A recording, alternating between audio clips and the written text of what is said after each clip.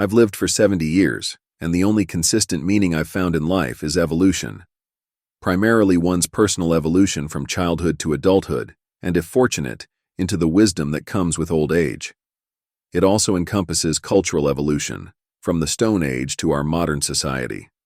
While some may seek different sources of meaning, the concept of evolution provides a broad framework for understanding our place in reality.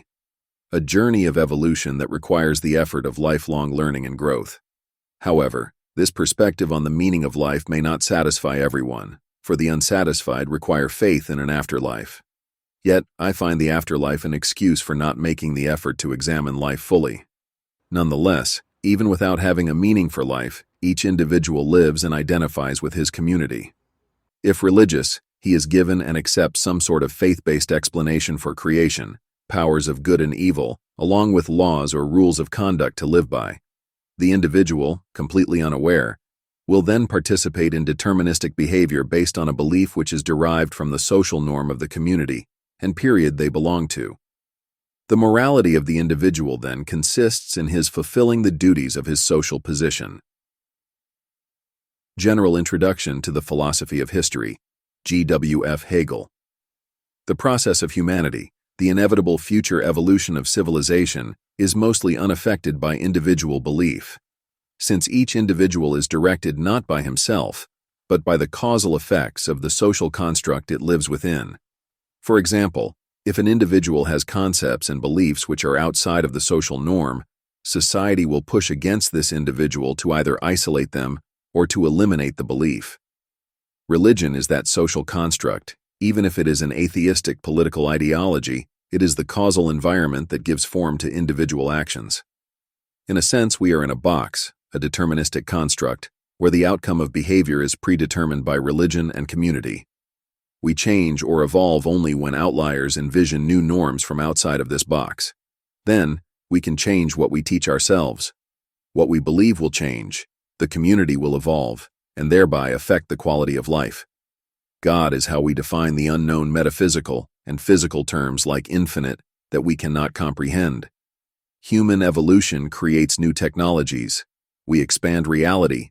The more we learn and create, the more complexity we generate, and the less we can know of the greater volume of the revealed reality. Our explanation of God may be a bit eroded by science, but the importance of a religion, for a proper belief for what is unknown and causal, has only become more important. If religion is the way we tie society into a pre-described social construct, it would be wise to reconstruct a new belief that is not dedicated to enslavement, discrimination, or untrue explanations of reality. We require a belief that is truthful, one that can say when something is unknown, and not simply make things up. When I first came across Friedrich Nietzsche, my takeaway was not religion. It was his concept of eternal recurrence, as explained to me in a book called The Physics of Immortality by Frank Tipler. This is the idea that in an infinite universe, made of finite matter, any state, entity, or events will repeat eternally. A human life within such an eternal universe will recur indefinitely, a virtual proof of eternal life. I would then discover that the eternal recurrence was a flawed concept. For me, this came from understanding that the universe is not eternal. Instead, it both expands into a distance we cannot see and draws into black holes. The universe, as we know it, will go away, thus potentially making any moment unique and unrepeatable. Of course, if there are infinite universes, we will relive our lives an infinite amount of times and in infinite varieties. But this is immaterial to our particular reality, and would only make our reality even more unique and significant to us. Religion can be truthful, scientific, and equitable. Let us consider the promise of eternal life. If we had the right technology, maybe life could be eternal, at least for our intent and purpose, and there are ways of explaining eternal recurrence within a finite universe. Yet the current theological promise of eternal life is malicious, as you would go mad if you were forced to live forever. On the other hand, each life is mathematically equally significant in the structure of space-time. You cannot remove a single beggar, nor is a genius more significant than a fly. Although difficult to comprehend, a single life leaves a universal impression that is eternal. Your life is in fact eternal. Furthermore, Most religions replace fact with faith, science is dismissed, and we lie to our children to enforce false beliefs. Religion has been an algorithm for power through the subjugation of a peasant class.